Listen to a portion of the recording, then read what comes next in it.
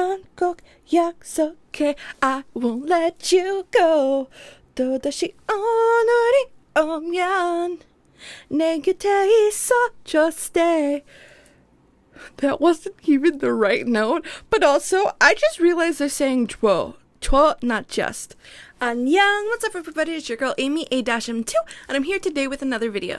여러분 안녕하세요, 저는 A-M2 Amy입니다. Yes, I'm here today with something a little different. Basically, I had reacted to Dreamcatcher's song July 7th, but my camera died like part of the way through, so there's no reaction, and I'm not gonna re-react because that's just fake and stupid. So I asked you guys if you wanted me to like sit down and just analyze it and talk about the song and how it was made, and you guys said yeah, you would love that, so that's what I'm gonna do. Shout out to Umu from React to the K.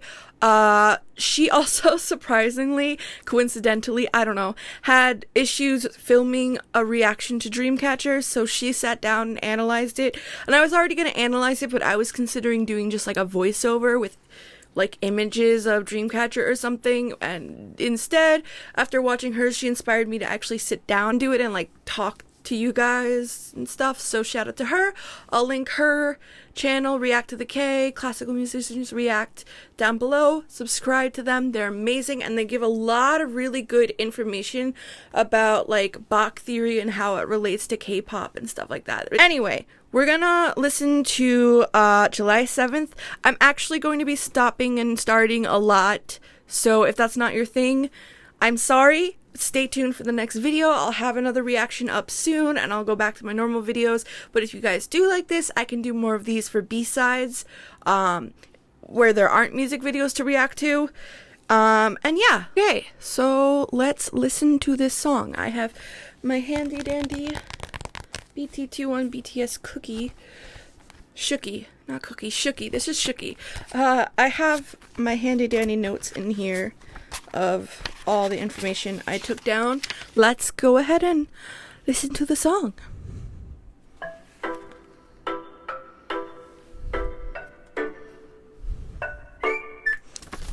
Okay, so the first thing to note is they're using mallets. Not real mallets, but still mallets! Woo! Okay, sorry to headphone users, but I love the mallets. I specifically played the marimba. I did percussion ensemble in college, and I've played percussion off and on throughout my life, but my heart belongs to the marimba, which is a mallet instrument. Anyway, they're using mallets. It's most likely a MIDI instrument or maybe a sample that they're using like pitched, but it sounds more like it's a MIDI instrument mapped to a keyboard. I say that because it doesn't sound quite like, it sounds like a marimba, but not quite. And it sounds like a vibraphone, but not quite. Like it sounds like a mix of the two, and that's how I know for sure it's definitely a MIDI instrument. It's likely just called like X mallet sound. I don't know. So that's really cool. And then you have a whistle that's going and it's doing D to A, which is perfect fourth motion, and that's just the name of the interval between the two notes. And the way they're using that throughout the rest of the song is kind of like an answer to the vocals. Like the music is a conversation, and they're going back and forth, and the whistle's like the answer to the singing. So that's really cool.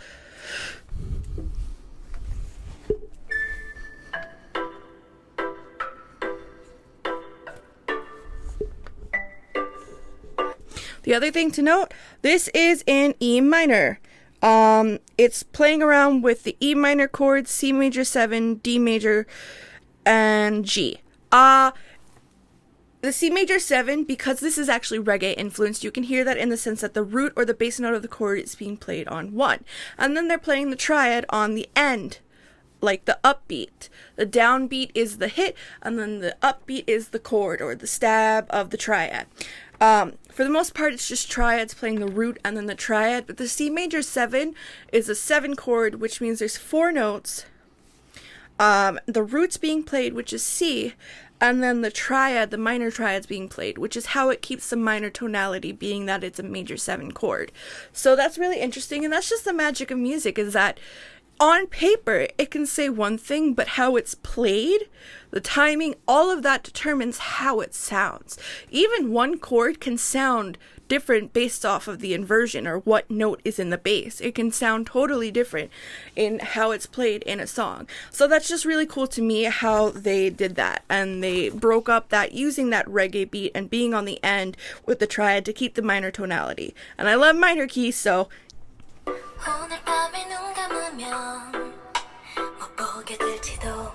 okay, that right there, that was a rim shot. So picture a snare drum or just any drum really.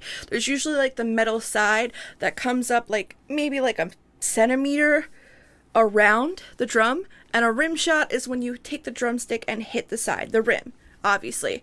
Also, to mention what she's singing and the vocals, what they're doing is they're swinging. So if the lyrics are 오늘 밤에 눈 감으면, so 오늘 밤에 눈 감으면, forgive my singing, I'm not a vocal major. But if it was straight 16ths, how 16ths are written, it would be 오늘 밤에 눈 감으면. But because they're swinging it, which is reminiscent of jazz and that whole umbrella of music, it's 오늘 밤에 눈 감으면. So they're doing swinging 16th notes in the melody, which is what makes it so bubbly and interesting sounding. If it was 오늘 밤에 눈 감으면, boring. 오늘 밤에 눈 감으면, not boring. Terrible sounding when I sing it, but not boring. And yeah, let's keep going.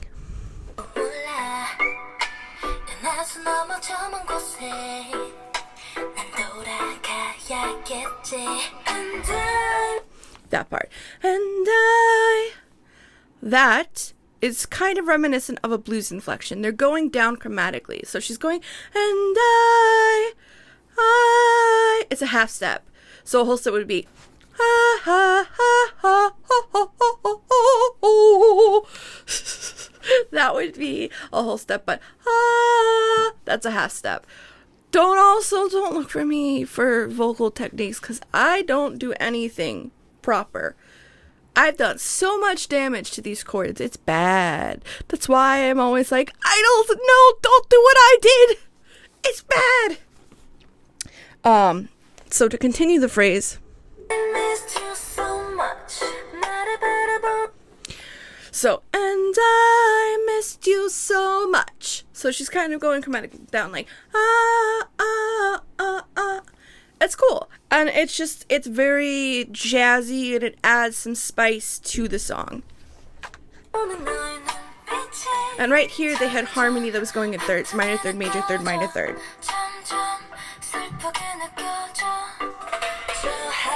Okay, so that was a piccolo snare. Usually in reggae, they'll have a regular snare and a piccolo snare or a snare pitched up high, but it's just easier to just have a piccolo snare. And they'll use that for transitions a lot. It's especially used a lot in pop reggae kind of songs. Again, this is most likely a sample, like 99% a sample, which nothing wrong with that. But I don't think there's someone actually doing this whole drum set. I think they're all individual samples that were meshed together and sound really well. Like, they took really good percussion sounds. They're very good quality.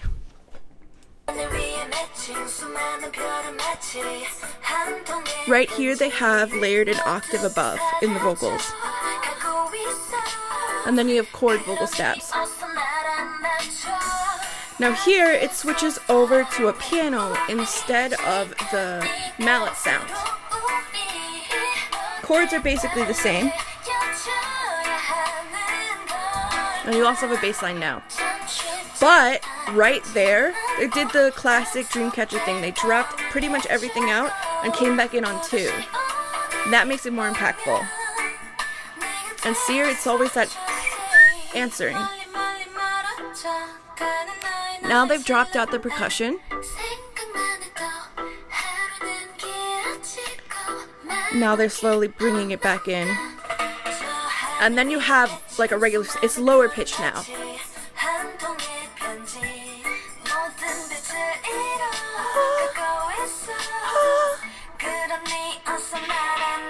Now it was a regular snare transitioning.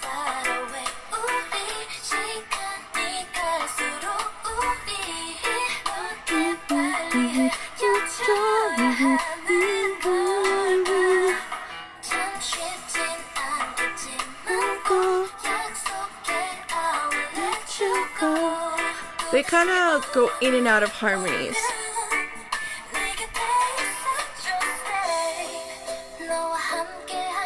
Okay, this part right here sounds totally different, right?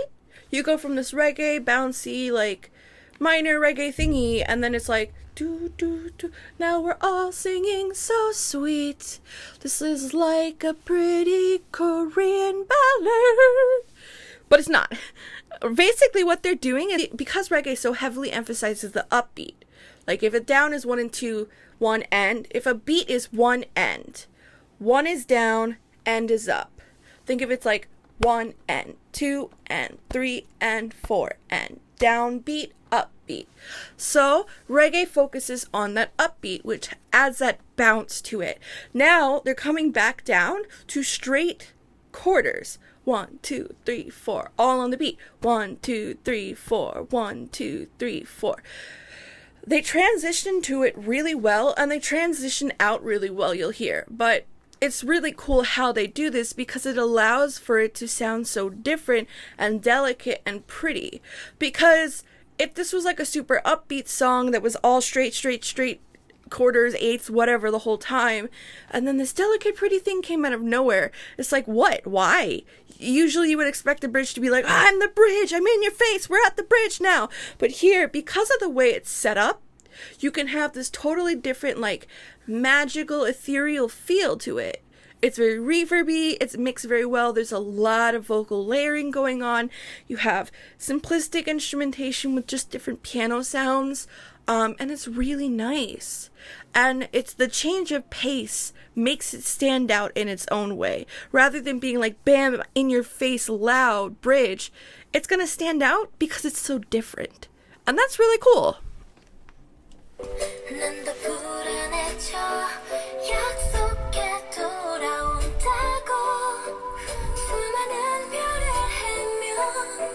See, now we have that other piano. It's like muffled pianos that are edited, like playing the chords, and now you have these little ad-lib from another piano. And that note right there, where she's going sa,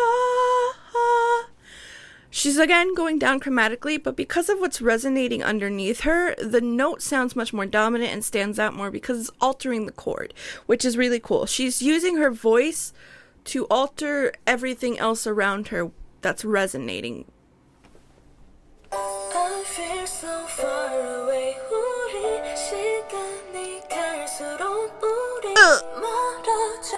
Okay, that chord. That chord, man. Okay, I'm gonna throw up a meme right here. Yes, that's me. My boyfriend sent that to me because he was like, yeah, that's you. That's you. Whenever you hear dissonance, whenever you hear extensions, like, I'm a classical musician that's now more of a pop, hip-hop producer. And in college, I was trained in jazz theory. So, like, I have a very bizarre background of training. I don't like dissonance. I have prissy little bitchy ears that don't like, you know, spicy chords. But the cool thing about being a musician is that just because you have your own taste doesn't mean you can't like and respect what's going on. And now that I've listened to it for like 10 bajillion hours, I'm used to it. I'm so down for the chord.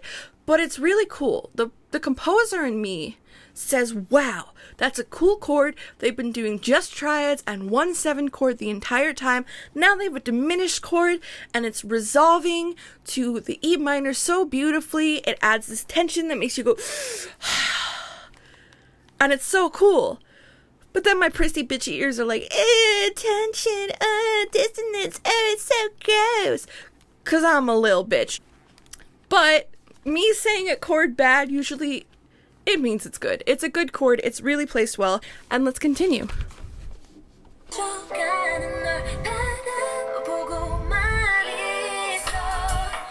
See, now we're back into it.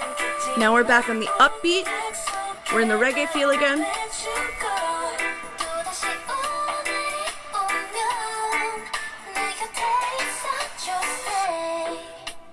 1, 2, 3, 4, 1, 2, 3, 4, 1. It doesn't resolve the way you would expect it to. So this song, I give it a 2 thumbs up. I really like it. I think it's great. I love the use of mallets. I love the variation between this reggae beat the whole time and then suddenly going into straight quarters, keeping that 4/4 time and going into this really mystical, magical sound back into this like reggae feel. This minor reggae with a little bit of bubble to it. Like, I don't know how to explain it. I just really, really like it. And I think it's important to recognize for all idols, big or small, what goes into their songs. Whether or not they write the songs, you know, they have a whole team behind them. And, you know, you have to be talented to perform a song well. Because I've written songs for other people. And let me tell you, like, this is going to sound harsh, but if they're not talented, you can write a masterpiece of a song and someone can destroy it.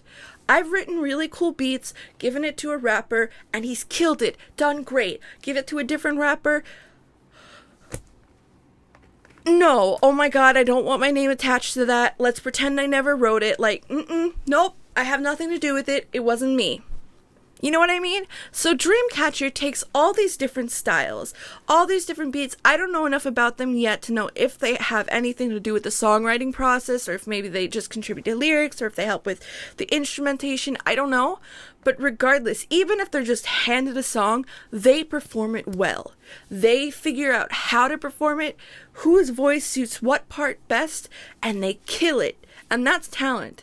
And shout out to my boyfriend for helping me figure out all the chords.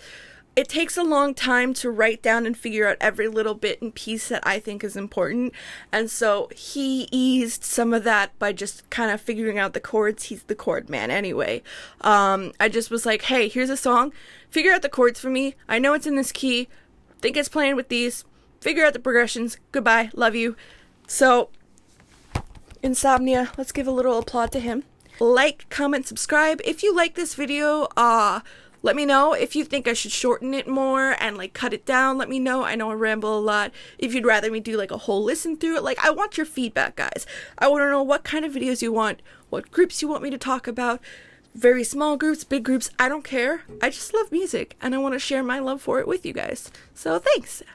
Bye! What I say I am. I am what I say I am. You know I'm never faking. I grind every single day. You know I'm always working. I am what I say I am. I am what I say I am. I am what I say I am. History in the making.